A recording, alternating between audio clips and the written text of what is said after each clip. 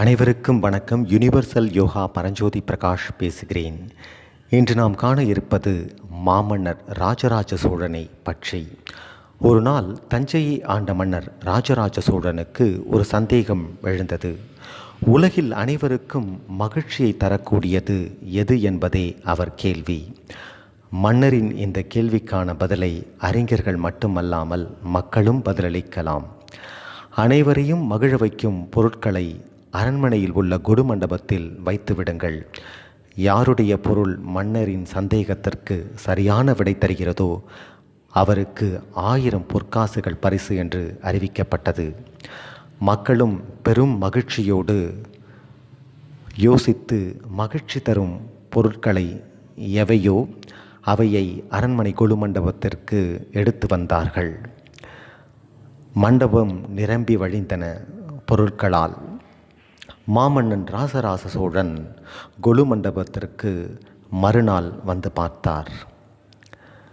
ஒவ்வொரு பொருளாக மாமன்னர் நிதானமாக பார்த்து கொண்டு வந்தார். அப்பொழுது முதலில் ஒரு சிறிய அளவு பொன் இருந்தது.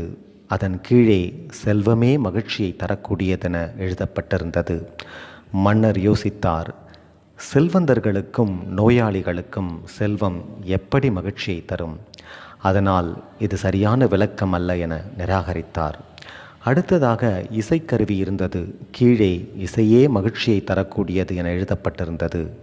ஆனால் காது கேட்காதவர்களுக்கு எப்படி மகிழ்ச்சியை தரும் என அதையும் நிராகரித்தார்.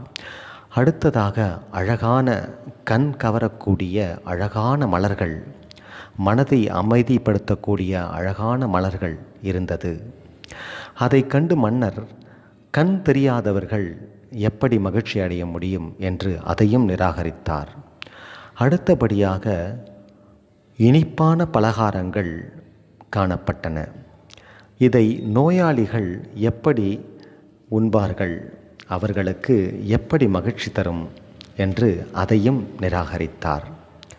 பிறகு அடுத்ததாக ஓர் பெரிய சிவலிங்கத்தின் அருகில் மன்னர் வந்தார்.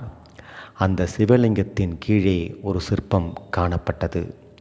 ஒரு தாய் பசியால் இருக்கும் சிறுவனுக்கு உணவு தருவது போல அந்த சிற்பம் வடிவமைக்கப்பட்டிருந்தது. அந்த சிற்பத்தின் கீழே மிக அற்புதமான வரி, அன்பே கடவுள் என்று எழுதப்பட்டிருந்தது. அந்த சிலையை வடிவமைத்த சிற்பியை அழைத்து வாருங்கள் என்று மன்னர் கூறினார். அந்த சிற்பியும் மன்னரிடம் வந்து மன்னர் முன் நின்றார். இந்த சிலையை வடிவமைப்பதற்கான காரணம் எப்படி மகிழ்ச்சியை தரும் என்று கூறுக என்று மன்னர் கேட்டார். அந்த சிற்பியின் பதில், கண் தெரியாதவர்கள், வாய் பேச முடியாதவர்கள் மற்றும் காது கேட்காதவர்கள் அனைவரும் அன்பை உணர முடியும். அதுபோல உடல்நிலை சரியில்லாதவர்கள் கூட அன்பை தான் முதலில் எதிர்பார்க்கிறார்கள். உலகில் சிறந்த அனைத்து ஜீவராசிகளுக்கும் மகிழ்ச்சியை தரக்கூடியது அன்பே என்று கூறினார். மன்னர் பெரும் மகிழ்ச்சி அடைந்து 1000 பொற்காசுகள் அந்த சிற்பிக்கு அளித்தார். ஆதலால் அன்பே அனைத்து ஜீவராசிகளுக்கும் வாழ்வில் முழுமை தரும். நாளை வேறொரு பதிவில் சந்திப்போம். நன்றி.